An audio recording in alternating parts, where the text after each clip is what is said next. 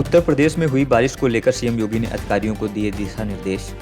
कहा, गेहूं खुले में न रखे जाएं, उन्हें सुरक्षित गोदामों में रखा जाए। साथ ही उन्होंने कहा कि अवकाश के दिन मोबाइल के माध्यम से क्रय केंद्रों पर किसानों से संवाद किया जाना चाहिए।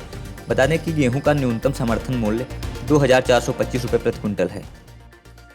सीएम योगी से खाद्य मंत्री प्रहलाद जोशी ने उनके सरकारी आवास पर भेंट की, जिसके बाद उन्होंने पीएम कुसुम एवं पीएम सूर्य घर योजना और गेहूं खरीद से संबंधित समीक्षा बैठक की। इस बैठक में यूपी सरकार के कृषि मंत्री सूर्य प्रताप शाही, ऊर्जा एवं नगर विकास मंत्री ए.के. शर्मा, राज्य मंत्री सतीश शर्मा के अलावा शासन के उच्च अधिकारी भी मौजूद रहे। डिप्टी सीएम केशव प्रसाद मौर्य ने राहुल गांधी के बयान पर दी प्रतिक्रिया। कहा, राहुल गांधी को 1 साल आरएसएस की शाखा में बिताना चाहिए, जिसके बाद उन्हें आरएसएस की सच्चाई का पता चल जाएगा। साथ ही डिप्टी सीएम ने कहा, राहुल गांधी को इस तरह के बयान देने से बचना चाहिए। भारतीय जनता पार्टी ने स्थापना दिवस कार्यक्रम के तहत गाँव चलो गली चलो अभियान हुआ प्रारंभ। यह अभियान 10 अप्रैल से लेकर 13 अप्रैल तक चलेगा। अभियान के तहत प्रदेश सरकार के मंत्री व पार्टी के नेता गाँव में जाकर जनसंपर्क करेंगे और सरकार व संगठन की उपलब्धियां गिनाएंगे। सीएम योगी के नेतृत्व में प्रदेश सरकार ग्रामीण विकास और महिला सशक्तिकरण के क्षेत्र में लगातार नए कीर्तिमान स्थापित कर रही है। इस कड़ी में अब प्रधानमंत्री आवास योजना की महिला लाभार्थियों को स्वयं सहायता समूह से जोड़ने की दिशा में विशेष पहल की जा रही है। स्वयं सहायता समूह के माध्यम से इन महिलाओं को सरकार आर्थिक रूप से आत्मनिर्भर बनाना चाहती है। सपा सांसद रामजी लाल सुमन के विरुद्ध प्रदर्शन का ऐलान करने वाले राजपूत करणी सेना के प्रदेश अध्यक्ष दुर्गेश सिंह को किया गया हाउस अरेस्ट। लखनऊ के पीजीआई थाना क्षेत्र में दुर्गेश सिंह के आवास पर पुलिस कर्मियों ने डेरा डाल दिया, जिसके बाद उन्हें घर से बाहर निकलने की अनुमति नहीं दी गई। प्रधानमंत्री नरेंद्र मोदी 11 अप्रैल को अपने 50वें दौरे पर वाराणसी आएंगे, जहां वे 3,884 करोड़ रुपए की 44 परियोजनाओं का उद्घाटन और शिलान्यास करेंगे। यह कार्यक्रम राजा तालाब के मेहंदीगंज क्षेत्र में आयोजित होगा, जहां पीएम मोदी एक विशाल जनसभा को भी संबोधित करेंगे। अखिल भारतीय मुस्लिम जमात के राष्ट्रीय अध्यक्ष मौलाना साहबुद्दीन बरेलवी ने वक्फ संशोधन बिल को लेकर दी प्रतिक्रिया। कहा, वक्फ संशोधन बिल से मुसलमानों को कोई नुकसान नहीं है, बल्कि फायदा है।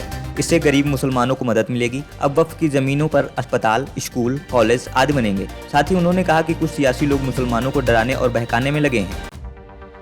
वाराणसी में अहिंसा परमो धर्मः व जियो और जीने दो का संदेश देने वाले 24वें तीर्थकार भगवान महावीर स्वामी की जयंती पर बाबा विश्वनाथ की नगरी एक आध्यात्मिक उत्सव की बनी साक्षी।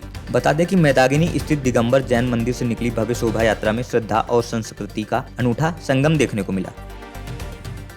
वाराणसी की पूजा पटेल बनी प्रथम वर्ल्ड कप किंग बॉक्सिंग की उप विजेता। फाइनल मुकाबले में पूजा का सामना उज्बेकिस्तान की प्रतिभाशाली किंग बॉक्सर दिलडोरा से हुआ।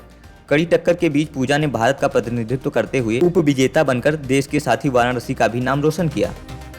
सीतापुर में पत्रकार राघवेंद्र बाजपेयी हत्याकांड में हुआ बड़ा खुलासा। पुलिस ने हत्या के आरोपी बाबा समेत 3 लोगों को गिरफ्तार किया है। जांच में सामने आया कि पत्रकार की हत्या एक कॉन्ट्रैक्ट के तहत शार्प शूटरों से कराई गई थी, क्योंकि उसे एक खुलासे का डर था। हत्या के लिए शार्प शूटर को 4 लाख रुपए की दी गई थी सुपारी।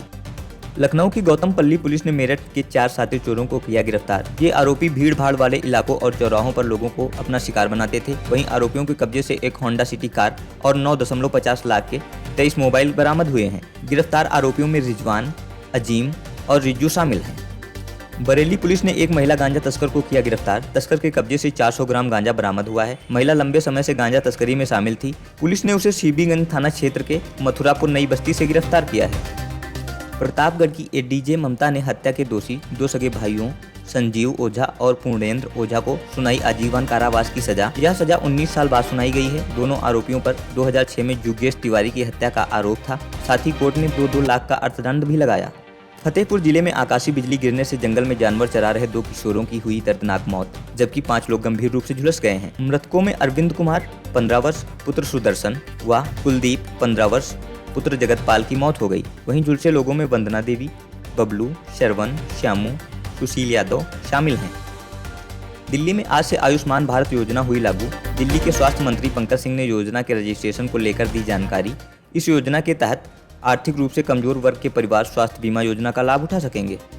आतंकी तहव्वुर राणा को अमेरिका से लाया गया दिल्ली। तहव्वुर को स्पेशल विमान से दिल्ली लाया गया है, जहां उसे भारतीय अधिकारियों के हवाले किया गया। बता दें कि राणा 26/11 मुंबई हमले का मास्टरमाइंड था और उसे लेकर भारतीय सुरक्षा एजेंसियां जांच में जुटी हुई हैं। कांग्रेस नेता पी चिदंबरम ने तहव्वुर राणा के प्रत्यर्पण पर बयान देते हुए कहा कि मुझे खुशी है कि 26/11 मुंबई हमले के मुख्य आरोपी तहव्वुर हुसैन राणा को भारत प्रत्यर्पित कर दिया गया। मोदी सरकार इस घटनाक्रम का श्रेय लेने के लिए होड़ में लगी है, जबकि सच्चाई उनके दावों से कोसों दूर है। चार धाम यात्रा 30 अप्रैल से शुरू हो जाएगी। 2 मई को केदारनाथ और 4 मई को बद्रीनाथ के कपाट खोले जाएंगे। इस दौरान कॉमर्शियल वाहनों के लिए ग्रीन कार्ड अनिवार्य होगा। वाहन चालक 11 अप्रैल से ग्रीन कार्ड के लिए आवेदन कर सकते हैं, जो 15 दिनों के लिए मान्य रहेंगे। आज IPL 2025 का 24वां मैच रॉयल चैलेंजर्स बेंगलुरु बनाम दिल्ली कैपिटल्स के बीच बेंगलुरु के चिन्नास्वामी स्टेडियम में खेला जाएगा। पिछले मैच में RCB ने शानदार प्रदर्शन करते हुए वानखेड़े स्टेडियम में मुंबई इंडियंस के खिलाफ आखिरी ओवर में रोमांचक जीत दर्ज की थी।